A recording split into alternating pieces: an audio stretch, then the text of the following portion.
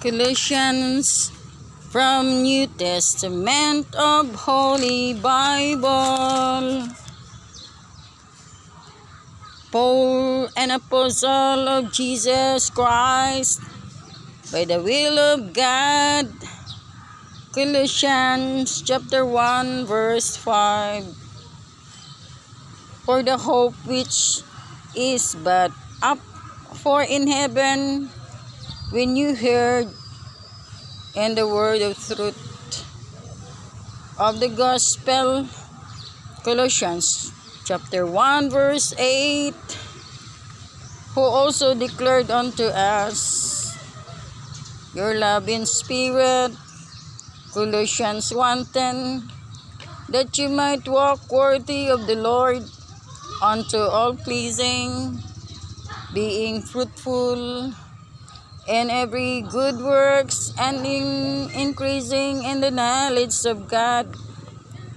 Colossians 1:11, is strengthened with all might according to his glorious power, unto all patience and long suffering with joyfulness. Colossians 1:15, who is the image of the invisible God, the firstborn of every creature, can be seen in Genesis chapter 1 verse 2. Also Colossians 1:17, and he is before all things, and by him all things consist, can be seen in John chapter 1 verse 4.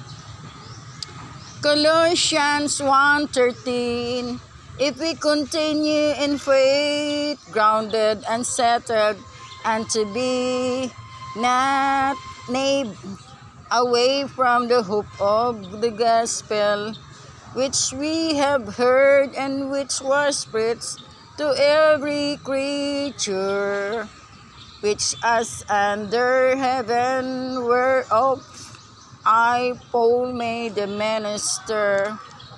Colossians 2:8, beware lest any man deceive you through philosophy and vain deceit, after the tradition of men, after the rudeness of the world, and not of after Christ. Colossians 2:12, buried with him in baptism, wherein you also are risen with him through the faith and operation of God, who hath raised him from the dead. Colossians 3:14, when Christ, who is our life, shall appear, then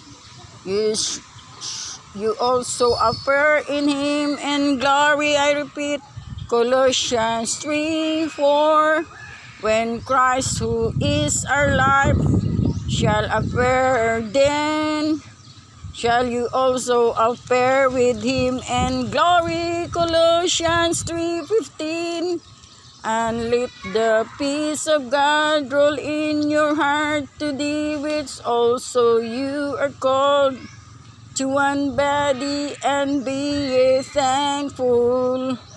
Colossians 3:16, let the word of Christ dwell in you richly. Colossians 3:19, husband, love your wife, and be not better against them. Colossians 3:20, children, obey your parents in all things, for this is pleasing to the Lord. Colossians 3:21, Father, provoke not your children to anger, lest be discouraged.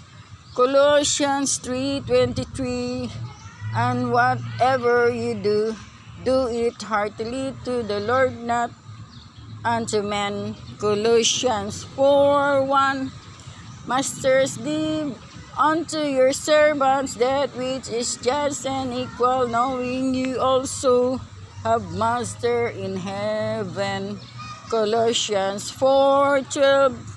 Continue in praying and what's in some other with thanksgiving. Colossians 4:3. With praying also for us that God would open unto us the door of utterance to speak the mystery of Christ, which I am also abound. Colossians 4:6. Let your spirits be always grace seasoned with salt, that you may know how you ought to answer every man. Colossians 4:14. Look the brother, beloved precision, and Demas great you. Colossians 4:14. Look the beloved physician, and Demas greet you. Colossians 4:15. Salute the brethren which are in Laodicea and Nympha, and the church which are in their house. Colossians 4:15. Salute the brethren which are in Laodicea and Nympha, and the church which are in their house. This is all for the book of Colossians and New Testament. Amen.